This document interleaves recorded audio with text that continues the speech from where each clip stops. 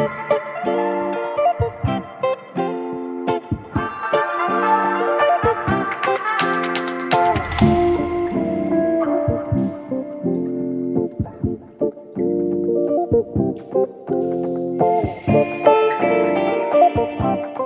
mille per la presentazione e anche per la possibilità di essere qua.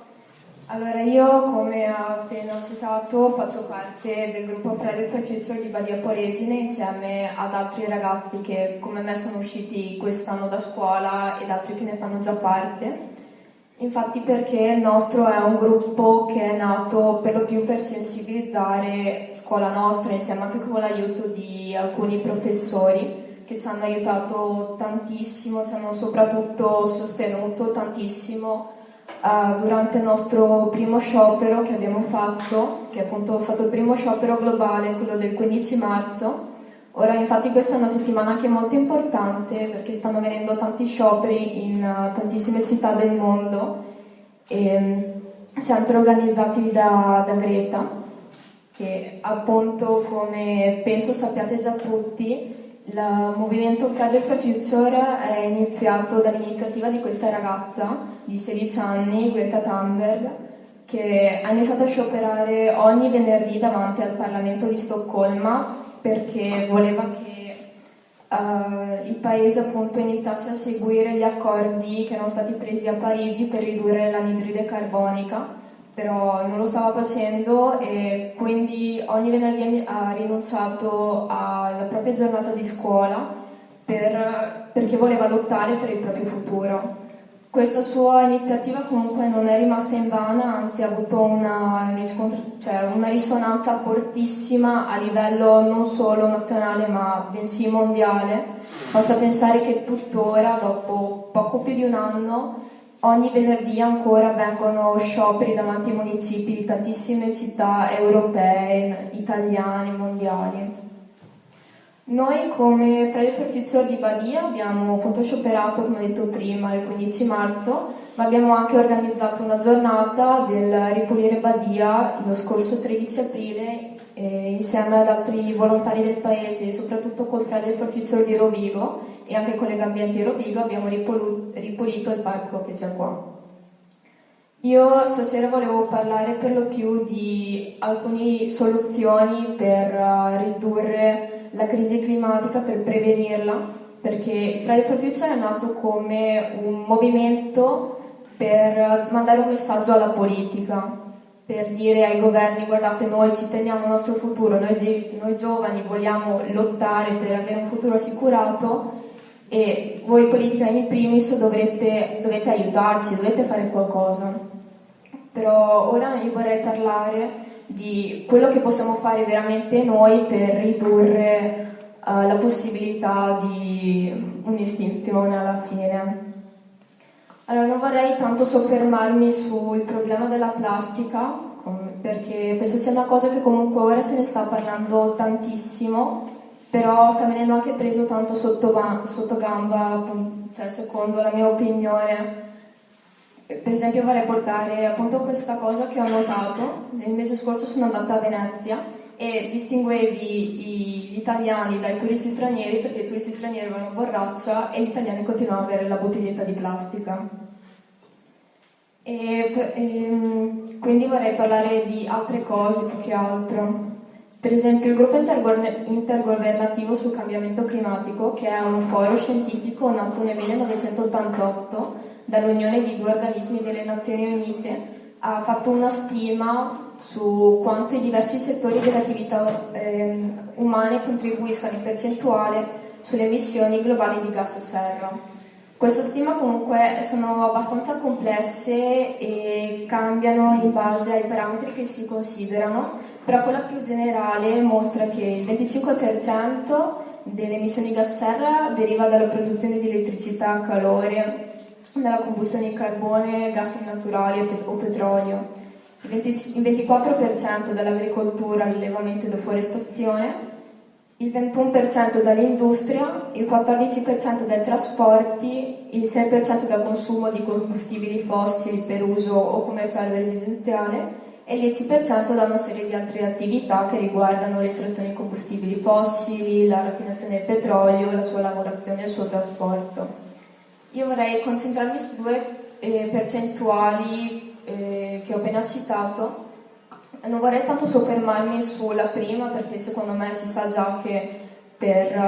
ridurre la produzione di elettricità e calore sono cose che si dicono da tantissimo tempo: basta camminare di più, usare meno la macchina, sprecare meno energia in casa. Però vorrei soffermarmi sul 21% che concerne l'industria e il 24% che riguarda l'agricoltura e l'allevamento.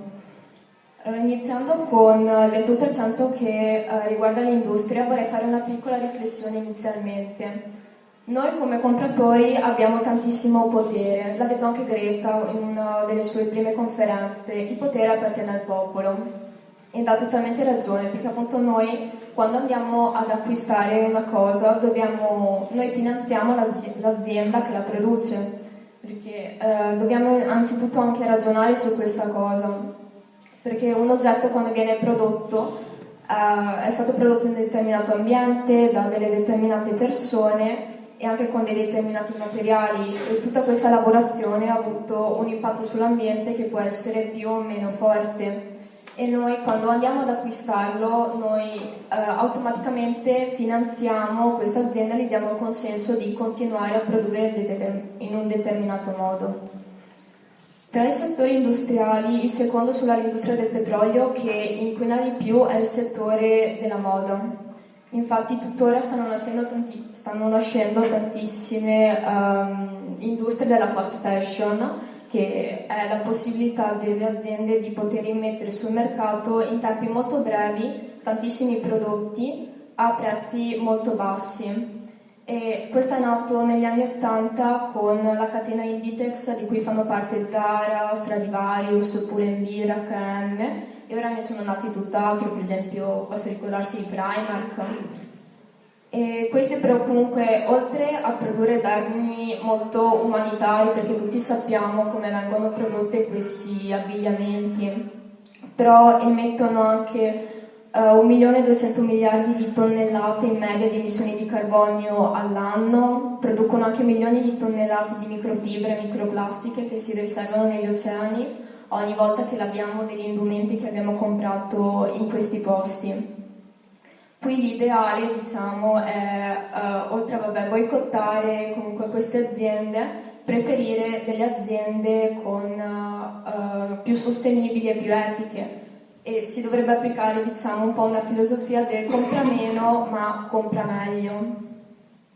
e ridando così anche maggior valore agli indumenti che compriamo, invece di comprare 10 magliette e dire vabbè dai, tanto le ho pagate 5 euro l'una, cosa vuoi che sia, anche se non le metto più non ha importanza, ma comprarne una che magari abbiamo pagato 30 euro e sapere che ci durerà e apprezzarla anche molto di più. E bisogna anche stare attenti però ultimamente alla pratica di alcune multinazionali del greenwashing, che è un termine utilizzato che spiega questa strategia di mercato che utilizzano queste aziende, ma anche organizzazioni, per costruire intorno a sé questa immagine ingannevole che le mostra molto propense ad aiutare l'ambiente, ad applicare varie tecniche sostenibili, però hanno lo scopo comunque di distogliere l'opinione pubblica dagli effetti negativi che producono le proprie attività o i propri prodotti. Basta vedere adesso la nuova pubblicità di H&M, che tu riporti i vestiti e con queste stoffe li riutilizzano per fare nuovi abbigliamenti. Questa è una tecnica di greenwashing, anche perché H&M continuerà a produrre in Bangladesh, producendo vestiti con una manodopera bassissima e in posti dove può tranquillamente inquinare quanto vuole.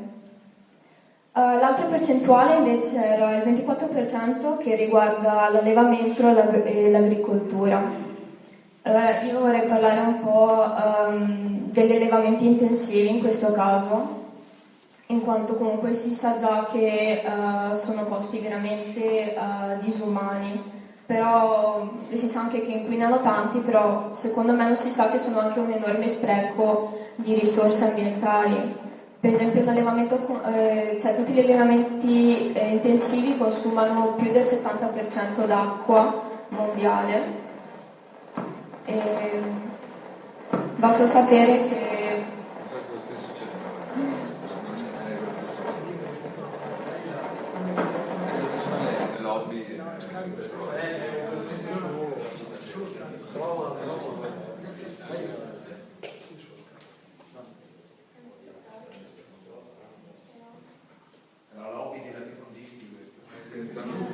prova, ok, questo no.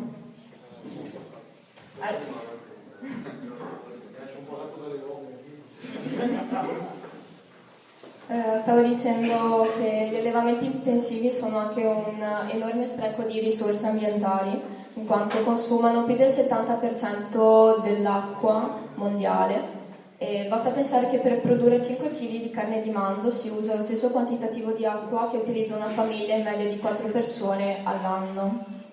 In più il settore zootecnico è anche il principale responsabile della degradazione del suolo, più del 45% delle terre emerse viene utilizzato per la produzione di animali, il 91% del disboscamento della foresta amazzonica avviene a causa della produzione di carne e soia che viene utilizzata come mangime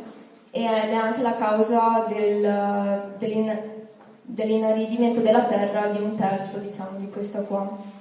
In più, questa è una percentuale più che altro degli Stati Uniti, più dell'80% dei farmaci viene somministrato appunto agli animali d'allevamento. E anche le acque reflue che vengono prodotte dagli allevamenti sono altamente inquinanti perché sono formate dagli antibiotici, dagli ormoni, dai metalli pesanti che vengono somministrati a questi animali. Io qui ora non vi dico comunque di scegliere come me una dieta vegetariana o vegana, però di ridurre il consumo di carne. Basta pensare che già se si legge la dieta mediterranea dice di mangiare massimo 4-5 kg di carne all'anno e oggigiorno se ne mangiano più di 100 kg. Oppure prediligere più che altro carne di pollo rispetto a carne di manzo o di maiale, o scegliere allevamenti non intensivi, dato che comunque siamo in una zona agricola, anche in campagna, non è difficile trovare allevamenti più sostenibili, diciamo. In conclusione, comunque, se noi prendessimo coscienza di tutto questo, di quanto potere abbiamo noi, in quanto le scelte sia politiche che di mercato vengono fatte in base a ciò che vuole il popolo, ciò che si chiede di ciò che chiede il popolo. Noi, se iniziassimo a capire quanto veramente potere abbiamo, il mondo ci verrebbe dietro. E il salvare, diciamo, il pianeta non è una cosa per lo più dei giovani, anche perché abbiamo 11 anni per sistemare tutto. L'ONU ha proprio stimato che dal 2030 in poi si arriverà a un punto di non ritorno dal quale non si potrà proprio più fare niente per impedire che avvenga un'estinzione di massa, perché è quello a cui stiamo andando incontro. Le conseguenze sono un livello dei mari che tenderebbe sempre di più a crescere, e non solo per effetto del disgelo delle calotte polari, ma bensì perché l'acqua si espande quando aumenta la temperatura e gli oceani assorbono maggiormente il calore della terra. E di conseguenza le città delle costiere verrebbero sommerse, aumenterebbero migrazioni di massa e quindi anche malattie. I laghi e i fiumi in più potrebbero prosciugarsi, quindi sarebbe una diminuzione di acqua dolce, quindi meno acqua potabile, meno acqua per gli allevamenti, agricoltura, ma anche solo per bere, e di conseguenza anche molte piante e specie animali si estinguerebbero e come si è già visto anche adesso il cambiamento climatico sta già avvenendo, ci sarebbero molti più uragani, tornado, tempeste, in più in alcune zone sarebbero molto più aride, quindi anche impossibile da coltivare. Ora comunque noi viviamo in un'epoca in cui possiamo tranquillamente informarci senza nessun problema, anzi tuttora, soprattutto adesso, stanno uscendo documentari, film, più altri documentari, sempre libri. Ci sono persone sui social che ne parlano in continuazione, che anche loro stanno adottando questo stile di vita, e diciamo che è un po' una nostra pigrizia o egoismo nostro se non ci informiamo veramente su come possiamo impedire il peggio. E comunque basta prendere spunto da questo. Comunque per qualsiasi informazione noi abbiamo i nostri gruppi Friday for Future sia di Badia che di Rovigo, ma ce ne sono tantissimi, molto importanti. Domani per esempio è il No Meat Day, che è il giorno in cui un po' non si mangia carne per mostrare comunque un nuovo stile di vita. E venerdì questo ci sarà anche un nuovo sciopero globale, che magari se volete non sarà solo uno sciopero studentesco ma anche dei lavoratori, se volete farne parte in qualche modo. E grazie per l'attenzione.